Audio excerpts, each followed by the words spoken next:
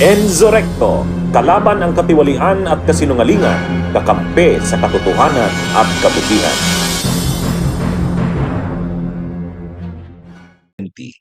O mga kabunyog, itong issue na to, grabe ha? Grabe. Ah, hindi talaga pinapalampas ang intriga kahit si Mana Santa.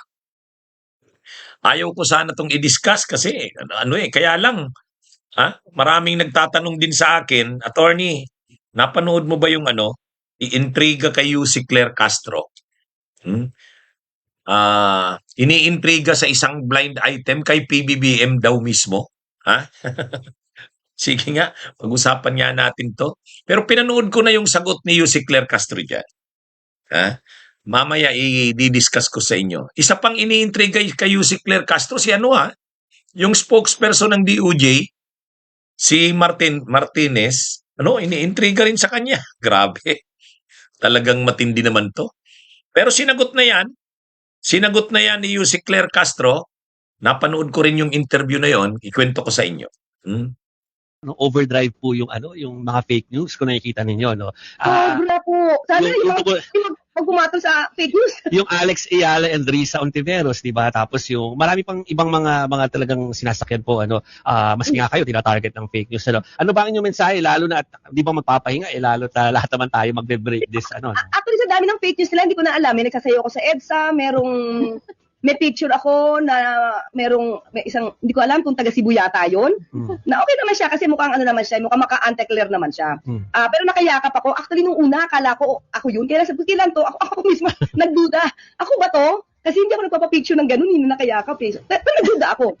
Tapos nakita ko, may nakita akong senyales sa katawan nung picture. Hindi ako yan. Pero hindi ko na sasabihin sa inyo kung hindi kasi yun lang yung paraan ko malaman na fake siya. So hindi ako yun. So yung mga lumalabas po na siguro nyo, hindi ko na alam yung iba. Katulad niyan, parang kinoconnect ako doon sa ibang mga pictures. Hindi po tayo diyan. Tayo po ay at tayo po ay mapagmahal na nanay at mapagmahal na asawa. Ayan na nga na may meron asawang loyal. And never faithful wife. Yeah. Kay PBBM, Yusek. At parang nabasa ko yung blind item na yan. Kaya nga, Yusek Nagulat din naman ako. Actually, kinawanan po yun ni First Lady. Ako din po nagulat ako, my gosh. Saka, wala po tayong condominium. Wala po tayong condominium. Pero mukhang tila sanay na kayo, no, Yusek, na talaga tina-target, I mean, minsan may mga ganun, tina-target talaga ng fake news. Actually, this is the reason why ayoko sana sa politika dahil may anak ako eh. Siyempre tapos babae ako, kung wala sa akin mapupukol, yan lang naman ang gagawin nila. Katulad yung ginagawa nila dati kay VP Lenny. Yeah. Anyway, mga kabunyog, ano ba yung intriga? Blind item daw, pero naman kasi, si Yussi Claire Castro naman talaga kasi, maganda naman talaga si Yussi Claire Castro, di ba? Maganda naman si Yussi Claire Castro. Iniintriga. Siyempre, ang nag-iintriga dito mga DDS, galit na sila kay Yussi Claire Castro, galit na galit pa sila kay PBBM. Iniintriga nila, siguro ang kinakalat ng mga DDS, magselo si Lisa Araneta, ang First Lady. Ay siyempre, pag nagselo si Lisa Araneta, baka sibakin si Yussi Claire Castro.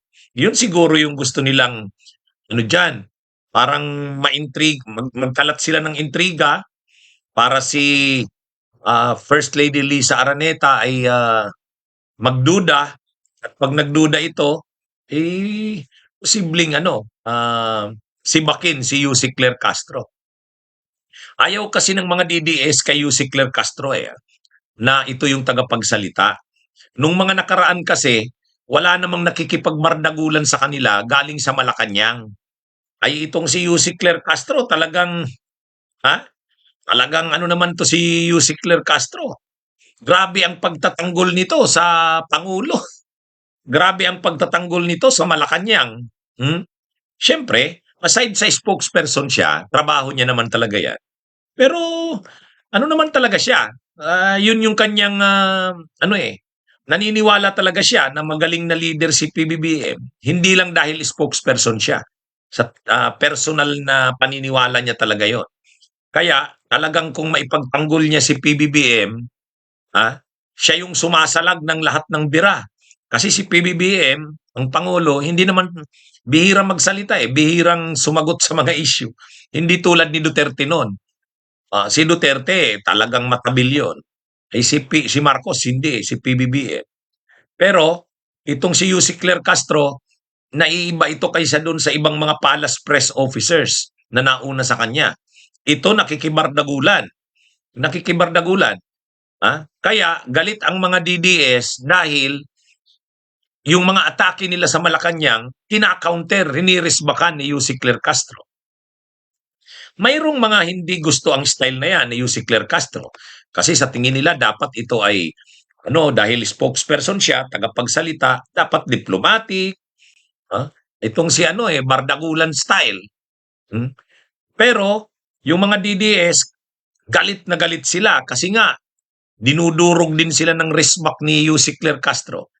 O ngayon, wala silang mahagilap na issue kay Claire Castro. Ito na ngayon, kinakalat naman. Blind item, pinalalabas na parang mayroong, mayroong naiiba. Parang may naiibang ugnayan si Yussi Claire Castro at si PBBM. Yan yung yan yung blind item.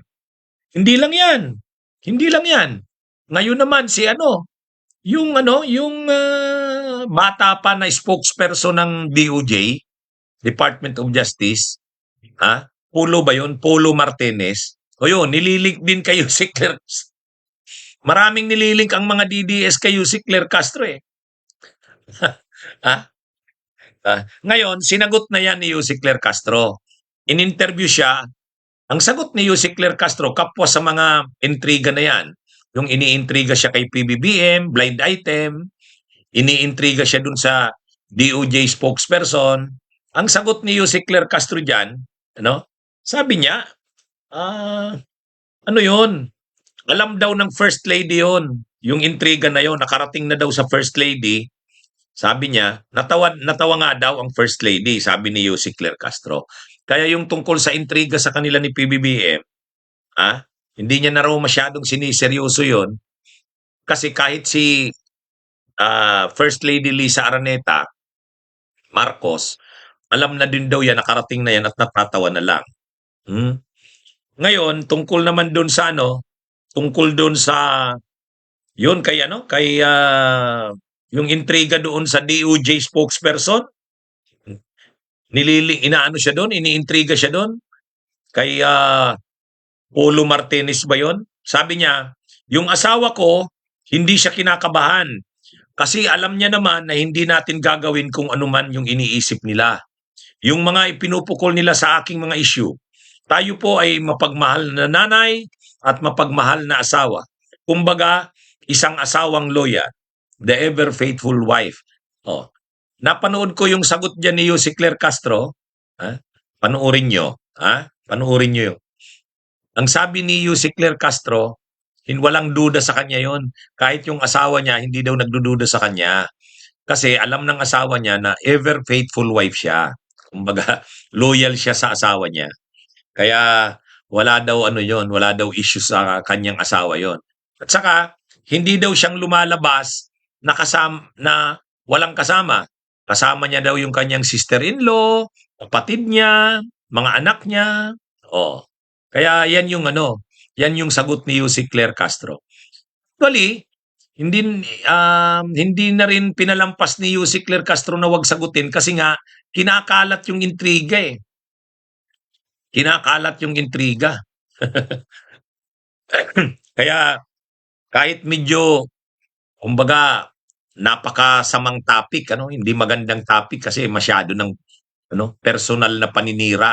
Kaya lang dahil kinakalat talaga, iniintrigahan siya, sinagot niya na rin. Napanood ko 'yan sa programa sa isang channel ng media. Niya 'yon, sinagot niya 'yon. Kasi hindi man siya direktang tinanong, pero alam niya naman yung tinutumbok. Kasi yung nagtanong sa kanya na media, sabi sa kanya, Yussi Claire, kumakalat ngayon ang mga intriga, anong masasabi niyo? So hindi niya na pinalampas. Alam niya naman ang tinutukoy na intriga.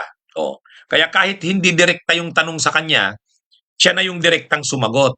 Yung nililink nga siya sa blind item kay PBBM, yung kay DOJ spokesperson Martinez, sinagot niya. Sabi niya, hindi siya yung tipong hindi pagdududahan ng kanyang asawa. Kasi ever loyal daw siya, ever faithful sa kanyang asawa. Walang duda yon yung asawa niya. Wala rin daw siyang kondo. Oh, inano siya iniintriga siya tungkol sa kondo hindi daw yan totoo. Anyway, minsan nga, ma-interview ko rin ito si Yussi Claire Castro. Minsan ma-interview ko. Gusto nyo ba? Interviewin natin? Ha? Hindi naman kami, niyan, hindi naman kami personal na magkaibigan niya ni Yussi Claire Castro. Pero mayroon tayong mga live, mayroon tayong mga talakayan na nagpapaalam naman si Yussi Claire Castro. Attorney Enzo, gamitin ko yung analysis mo yung mga sinabi mo, i-quote kita. Okay naman yon.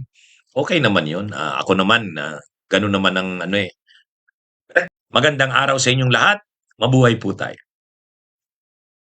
Bunyog, bunyog, halikan na kasama ka. Bunyog, kapag buklod ay may pag-asa. Luzon, Visayas, Mindanao, isa ang pananaw. Sa bagong Pilipinas ang bunyog isisigaw.